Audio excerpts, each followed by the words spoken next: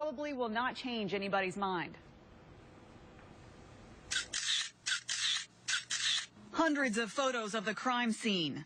A recorded statement from the 7-Eleven clerk who waited on Trayvon Martin moments before he was killed. New reports showing George Zimmerman's DNA was on the gun that fired that fatal shot, and not Trayvon's. All new evidence released today by the state attorney's office. The DNA suggests that Zimmerman could be the only one that shoots the gun, which is to say that evidence value is zero, because I think that's the one thing that's well established. Everybody agrees Zimmerman pulled the trigger. Local defense attorney Randy Reep has been following the Zimmerman case closely for us.